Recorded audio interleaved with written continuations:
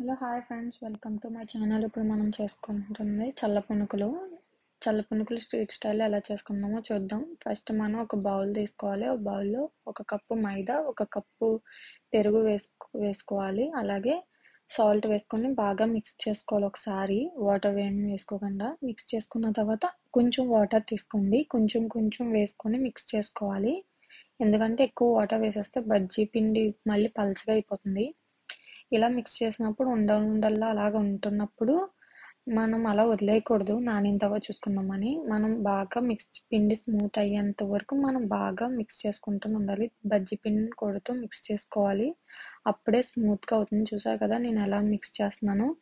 అలాగే ఒక 10 minutes mix చేసుకోవాలి బజ్జీ పిండిని.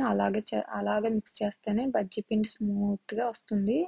చూసారు కదా ఎంత స్మూత్గా వస్తుందో. నేను ఎలా బీట్ చేస్తున్నాను అలాగే బీట్ చేయాలి.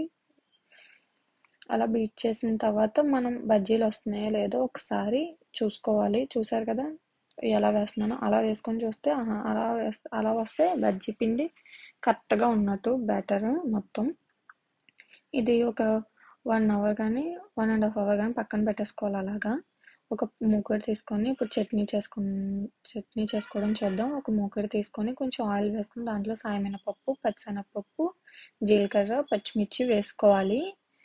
పచ్చిమిర్చి వేసుకున్న తర్వాత బాగా ఫ్రై చేసుకోవాలి. ఒక 5 మినిట్స్ బాగా ఫ్రై చేసుకున్న తర్వాత పీనట్స్ ఉంటాయి కదా, పీనట్స్ వేసుకోవాలి. పీనట్స్ కూడా వేసుకొని ఫ్రై చేసుకోవాలి బాగా మనం.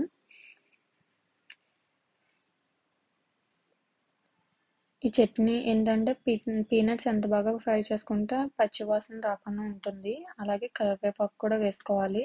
అది ఆప్షనల్, ఎవరిష్టం వాళ్ళది. మేమైతే కరివేపాకు వేసుకుంటాం, బాగుంటుంది కరివేపాకు వేసుకుంటే టేస్ట్.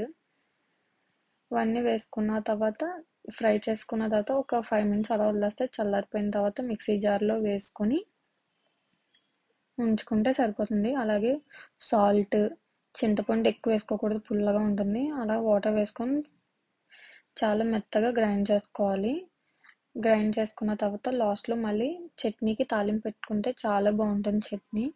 పచ్చిశనగపప్పు, సాయమినపప్పు, ఆవాలు, ఎండుమిర్చి, కరివేపాకు వేసుకుంటే చాలా బాగుంటుంది తాలింపు. ఈ తాలింపు బాగా కొంచెం ఒక 2 మినిట్స్ ఫ్రై చేసుకొని వేసుకోవడమే చట్నీలో.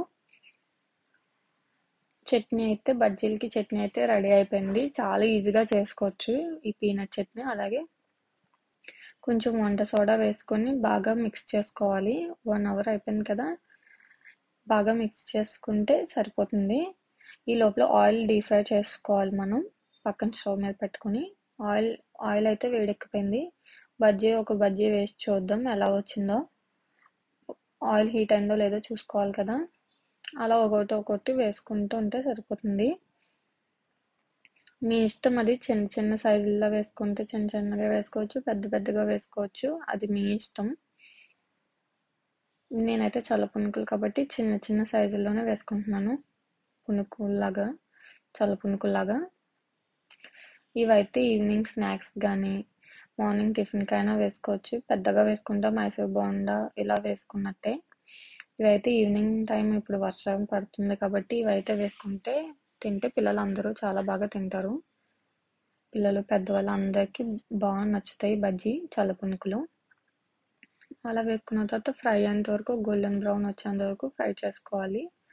అంతే, మంచి కలర్ వచ్చిన తర్వాత తీసేసుకుని ప్లేట్లో సర్వ్ చేసుకోవడం అంతే. Thanks for watching. Please subscribe my channel.